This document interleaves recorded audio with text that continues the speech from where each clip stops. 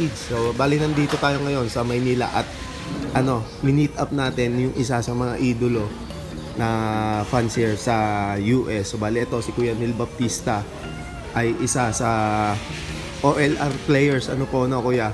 Oo, medyo siniswerte lang na minsan nanalo, pero minsan kahit pa paano gulong din. Gulong. So, bali si Kuya Neil Baptista ay isang Filipino fancier na naka-base po sa US, sa Chicago, na Kuya? Oo, sa Chicago. Oo. So, bali, Kuya, ano po yung mga hawak nyong bloodlines na ginagamit nyo sa international OLRs? Actually, first time ko na gumamit ng mga mga import na bloodline. Ang base bloodline ko, Ganus talaga ever Ganus since. po. Ayun nga pala, so bali si Ganus nga po pala ay kaibigan nyo po, ano? Oo, so Ayun, so kaibigan natin si Mike, mabait naman na tao. So anytime, pagka tatawag ako or magte-text ako, yun, napapagbigyan. Ayun, so bali. Siya mismo namimili ng ibon na ipapadala niya sa akin. Tapos kung gusto ko, kikip ko. Ngayon kung ayaw ko, pwede ko naman Ibalik. Ang bait niya, ano, Kuya. Kaya Sobrang bait. maayos naman na kaibigan natin for more than 10 years na to. More than 10 years na. Ang tagal na rin po, no? Kaya yun, kahit na sabi nga natin na lang tayo, maliit na nagbibigay ng ibon, napapagbigyan kahit pa paano. Yun, so bali, yun nga. Yun ang pinaka-background ni Kuya sa pag-iibon. So, bali, Kuya, ilan taon na po kayo nag-breed ng pang-karerang ibon? Actually, nag-start ako ng mga 2012. 2012. So, bali, almost 11 years na po, ano po? 2012. Tapos, hindi naman tayo dumapan kagad sa one place. Lang talaga sa bahay lang kasi limited yung space natin. So, talagang wala tayong malaking shed katulad ng iba.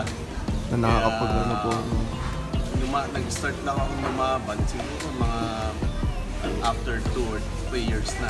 So, ano po yung, Kuya? Nag-club race din po kayo, gano'n? Magka-club sana ako. Ang problema kasi sa subdivision namin, may housing association. So, hindi pa pwede. Hindi po pwede po. So, kaya kalimitan sa mga taga-US na mga nagkakalapate, yun ang nagiging problema nila. Hindi makapag dahil pinapaalis ng housing association pagka may nakita sila na nalipad kulungan sa labas ng bahay. So bali, more on po talaga lang Sa yung breeding lang po talaga. talaga. Ayun. So bali, yun nga. Si Kuya Neil ay pumupwesto po talaga sa mga Hoosiers. Actually, ngayong season, may patapos po ulit kayo, ano? Medyo sinwerte lang na kahit pa paano nakapagpa-club tayo, nanalo ng konting premyo pang 81st. 81st, ano po? So, sobrang dami pa rin. Nag-start yun ng mga actually 4,800 na ibon. Ang dami, Kuya. Tapos nung bandang huli na, naglaban, at least mga kulang-kulang 1,700 yata. So, malakas pa rin yung percentage ng homing po talaga, kasi 81st, mantakin mo sa 1,000 birds po, nung last race. Nung mga nag-equal first na rin tayo dyan, tapos halos magkakasunod. Kaya lang, nung 2018, nag-equal first tayo. Equal first. Nung sumunod na taon, supposed to be yung kapatid ni High Hopes nakapasok, kaya lang nagkaroon ng sunog dun sa ng pusher, kaya hindi natuloy. Tapos the following year, 2020, kapatid naman ni High Hopes, tumira pa rin po. Nag-number 16 siya. Galing na. Bali ang lupit ng ibon. So, ano po yun, Kuya Neil? More on Ganus bloodline din po. Yung High Hopes kasi, Baldwin Till Tilson. Baldwin Although- Tilson po. Although nakuha ni, yung bandang itaas nun, actually, is more of galing din si Ganos. Ganos first, nasa taas. Kaya lang, na ayos or na perfectly Baldwin yung combination. Ayun. Kaya lumalabas na sa kanya na Baldwin nanggaling. Tilson na rin po talaga. Baldwin Tilson.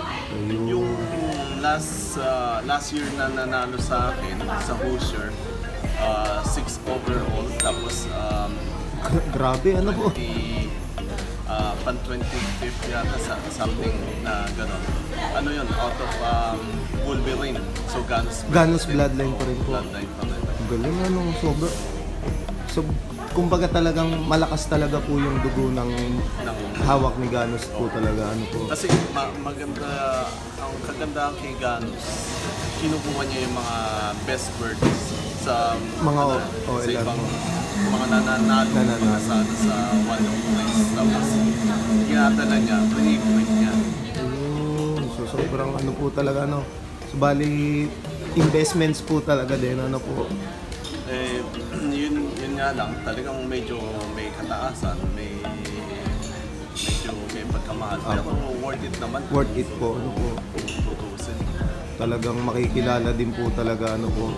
Kumbaga sana ginagawa niyang business. Pero ganun talaga eh. Ganun po talaga po. Pagka gusto mo ng magandang ibon, na kahit pa paano may chance na manalo, Bibili po. gagastos ka. Ayun nga po. So bali ano kuya, based dun sa pagbe-breeding nyo po, tip din po para sa mga newbie. Ano po yung mga nagiging experience nyo po? Kasi ako pagka halimbawa one or two places at hindi nag-click yung ibon, ikot ko na naman sila. So ganun po. ibahin ko yung pairing nila kung saan sila mag-click. Tapos pagka yun na ang kumbaga sa click pair, yun na ang Uulitin niyo po. pinapadala ko o Ayun. yung mga iaanak nila. So bali ano yung kuya, nag-i-inbreed din po kayo pagka ano? Hindi ako ganong nag-breed na pinapadala sa one-off. Hindi ako fan ng Ng inbreeding po. So bali more on crosses po talaga. Pagka stock lang, yun. Doon lang ako nag-breed. Saka lang po. Yun. So bali ano po talaga ano? Bali talagang blend din po talaga ng ano. Oo. Ha, Subok-subok. Opo. Pero kailangan talaga alagaan mo yung mga breeders simulat bago ko pa mag-breed. Ginagamot natin at least siguro mga a month bago Isa lang. breeding season. Opo. Bago pagparisin, talagang flashing lahat. Lahat po, bacterial, deworm, paligo po talaga ano po. So bali basic po talaga ano po. Basic. Basics.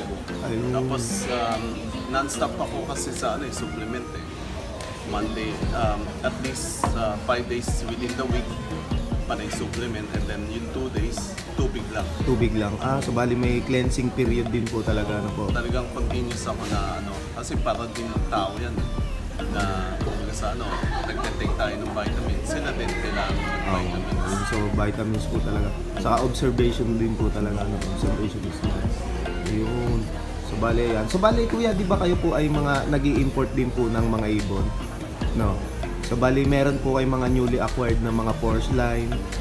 Meron akong actually mga malapit kay Porsche 911.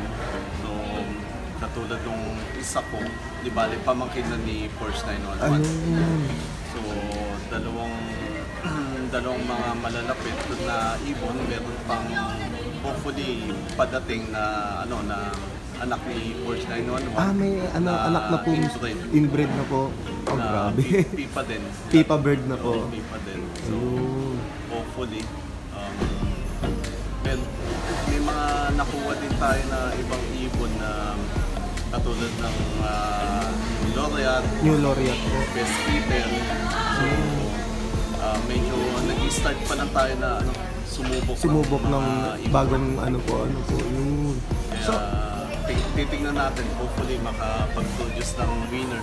Ayun, so bali ayun nga, kailangan po talaga mag-invest para sa mga ilalaban na bloodlines po, ano po. Kasi mga kalaban mo din, mga mabibigatan linyada. So, Opo. expect mo, kailangan mo Mag-upgrade, ayun. sa So, ayun mga kalapatids, isang tip ng isang veteran fancier na lihitin mong naglalaro ng mga international OLRs, lalo-lalo na sa Hoosiers. So, isa sa mga prestige po talaga ang Hoosiers, di ba na kuya? Kumbaga sa ano, ang pusher kasi, ano yan yung pinaka-derby. Derby ng na po talaga. US. Opo. Although may mga imported na ibon na dinadala din galing sa ibang bansa para mag-compete Sa Hoosiers. Oo. Pero sa US, yan talaga number one na pinakamalaking One Love Race po. So, nako-covered po siya ng FIFA din ano po kuya? Nako-cover siya. So, bali yun nga. So, si kuya hindi talaga na every season talagang may percent po na pauwi talaga kayo no kuya? Sineswerte lang siguro. So bali ayan. Medyo Na maganda magandang blending po. So bali ayun kuya, in case po na may nagtanong ng mga fellow fanciers natin kung nag-out po kayo. Kayo po ba ay nag-out ng mga linyada nyo pong hawak? Nag-out naman din tayo. Kaya nang talagang kailangan din pag-iipunan kasi medyo Pricey po talaga no po. mahal kasi papunta, hindi katulad lang sa California to Philippines, Diretso na po.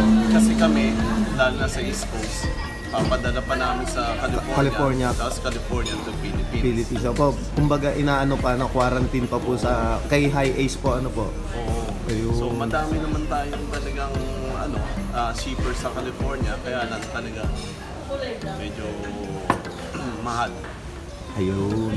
So bali talagang kung gusto nyo nga mag-acquire kay Kuya Neil, locally in the Philippines and internationally, pwede nyo siyang i-PM at ayan, naka-flash ay screen yung kanyang Facebook page. So kuya, maraming salamat po sa pakikipagkita po sa amin kuya. So bali yan, napakabait na ni Kuya Neil. So bali, actually sa Facebook tayo nagkakilala gawa ni Kuya ni Utol. Ayan, so bali lagi natin siyang sinasalubong dito pag nauwi siya. So yun Kuya Neil, maraming salamat po sa muli nating pagkikita. So ayun nga, kung bago ka pa nga lang sa YouTube channel ko, mag-like, comment, share, and subscribe ka na. Hit mo na rin yung notification bell button para lagi kayo ma-update sa mga bagong video natin ilalabas. See you next video mga kalapatids. Paalam.